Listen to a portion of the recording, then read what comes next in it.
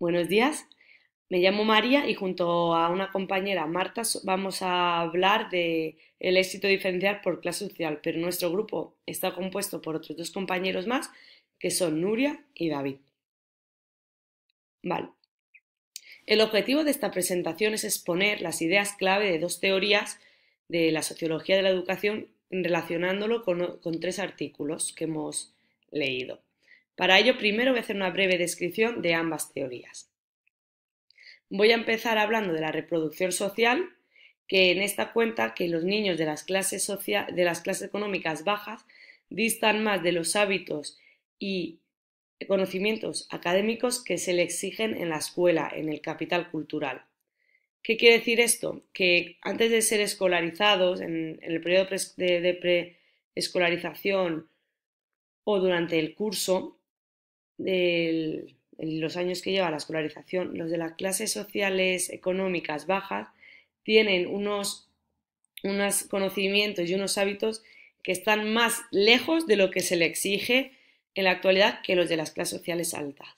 Y la otra teoría, la de elección racional, nos habla de los costes, las tasas, el material escolar, el transporte, el comedor, dentro de muchísimos más factores que influyen más en las familias de niveles económicos bajos, familias humildes, que esos son efectos secundarios, que además estas familias, aparte de que la elección racional, estos costes le cuesten mucho más, aparte no tienen este prejuicio de caer en una clase social más baja, porque ya están en una clase social baja. Todo eso se le llama efecto suelo, ¿vale? Y estas dos teorías las hemos relacionado con tres textos. Yo os voy a hablar del primero, de Bernard y Cebolla, y mi compañera Marta os va a hablar de Rujas y de Tarabini y Curran. Después ella es la que va a dar la conclusión de con cuál de las dos teorías nos hemos quedado, habiéndolo debatido previamente en nuestro grupo. Pues vamos a empezar con el primer artículo, que Bernardi y Cebolla en su texto habla sobre todo sobre las interacciones existentes entre efectos primarios y secundarios. ¿Qué es lo que conocemos como efecto primario? Pues el rendimiento puro del alumno, cómo lo hace a nivel escolar, las notas que saca, cómo la conducta, lo que los profesores más que nada puntúan, ¿vale? Y los efectos secundarios son los medios aportados por la familia, que como ya os he dicho anteriormente, los efectos secundarios es lo que más se relaciona con la teoría de la elección racional, ¿vale? Que eran los costes que tenía, pues es aquí donde se ve. Y aquí además, ellos además observan, Bernardo y Cebolla, cómo la clase social de la familia afecta a estos dos efectos, ¿vale? Vale. Además, con estos dos factores hemos visto dos efectos que tienen, dos interacciones, el efecto de compensación y el efecto de información incompleta.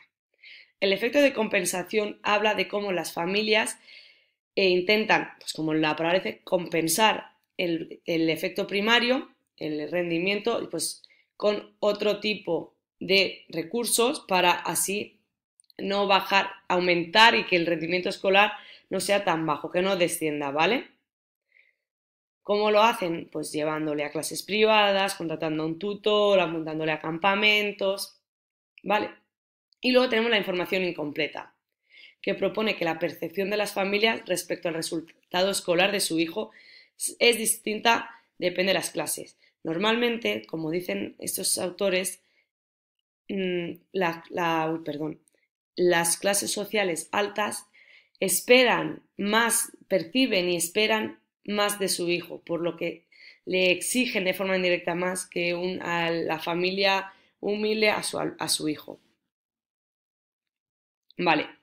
Además, como ya os he estado explicando antes, las clases sociales altas siempre existirá una relación muy estrecha y proporcional entre efectos primarios, qué tal lo hace el niño y cuáles son los costes que yo realizo, que yo gasto para obtener este resultado, ya que además ellos intentan mantener el estatus de su prole, tener un estatus alto, que no baje. Para esto llevan a cabo muchas iniciativas para asegurar el no fracaso escolar de los niños. En cambio, por norma, las clases sociales económicas bajas no tienen tantos recursos para asegurar el éxito de sus hijos.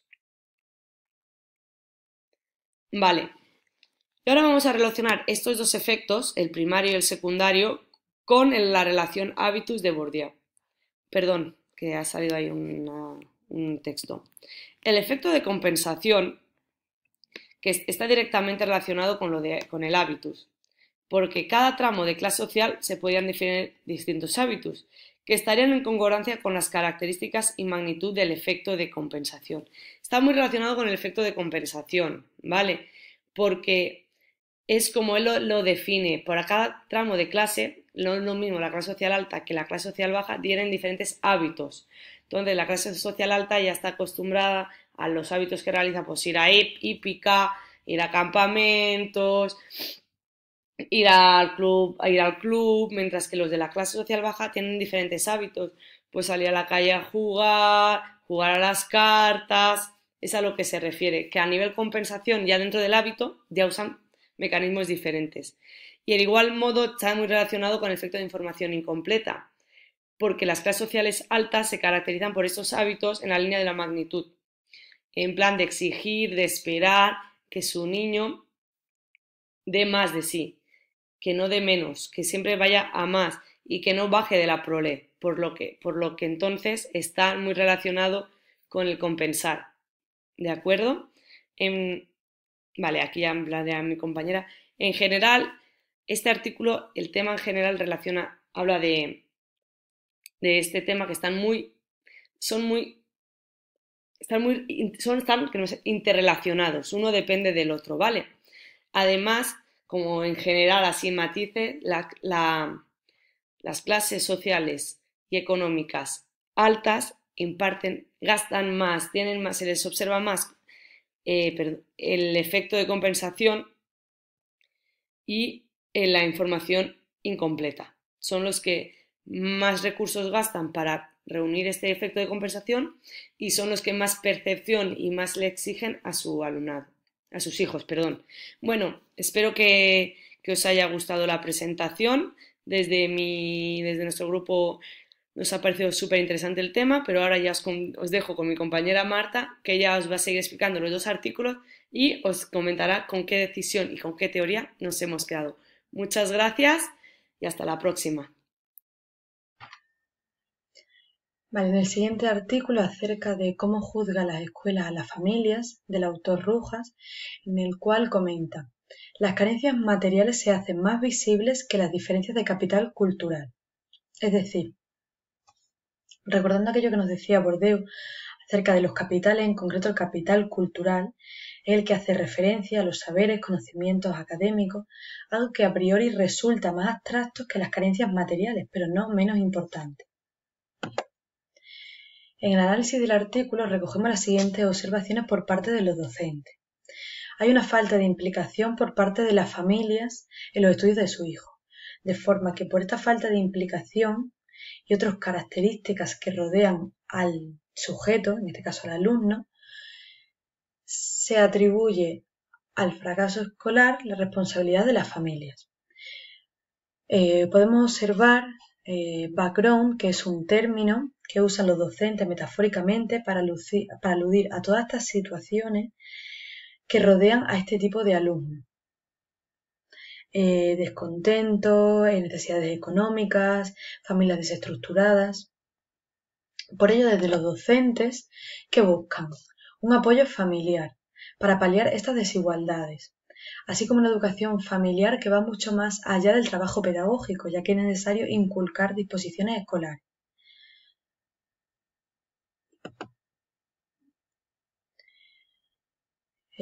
Se fragmenta una parte del artículo en el que se dice: solo se ve al alumno y tras él las condiciones externas desfavorables, eso que aludíamos anteriormente al término background, que pesan sobre él y explican sus desviaciones, pero no se ven al contrario sus disposiciones sociales concretas, lo que sus propias producciones escolares hace clase y refuerza sus desventajas.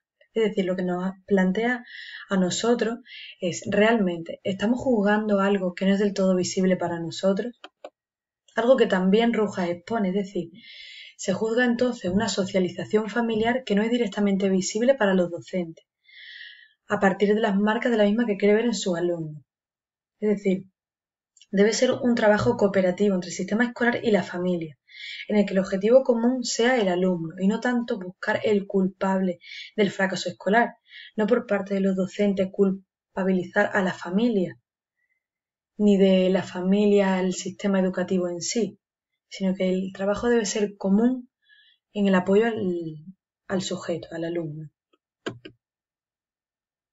Con respecto al siguiente artículo acerca del efecto de las clases sociales en las decisiones educativas, comenzamos por definir el efecto suelo en línea a la teoría de Boudon, ya que considera que el efecto suelo es un efecto en el que las personas de clase social baja, al no poder seguir descendiendo, no tienen nada que perder y por lo tanto tienen un coste emocional bajo, unas ilusiones bajas, no tienen interés en seguir más allá en lo referente a sus estudios.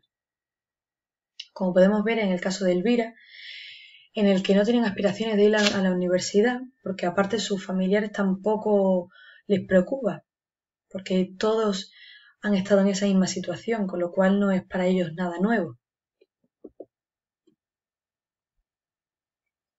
También tenemos, por ejemplo, otros efectos, por ejemplo, el efecto de información imperfecta, ya que algunos padres consideran que si su hijo no consigue buenos resultados, es mejor dejarlo de estudio y empezar a trabajar, en el caso de Pedro. Eludiendo los universos simbólicos hábitus, que lo define Bourdieu, el sociólogo Bourdieu, para él el hábitus hace que personas de un entorno social homogéneo tiendan a compartir estilos de vida parecidos, recursos parecidos, estrategias, formas de evaluar. Por lo tanto, la decisión de los alumnos entrevistados de dejar los estudios está todo muy relacionado con lo que ellos han vivido en casa, es decir, con su entorno social homogéneo. Todos sus amigos van a hacer lo mismo, sus padres han hecho lo mismo, los amigos de sus padres han hecho lo mismo. Por lo que el hábito de clase baja no fomenta el estudio, da prioridad al trabajo menos cualificado, es decir, al trabajo manual, al trabajo rápido, al que te va a permitir adquirir dinero debido a estas necesidades económicas características de este grupo. Además, los jóvenes no ven utilidad a los contenidos que se estudian en la ESO, puesto que no escriben, tienen otros intereses, ligados también a los intereses comunes de su entorno. Como podemos ver, los ejemplos de Simón, Alberto y Elvira, en un futuro se ven realizados trabajos manuales, al igual que sus padres.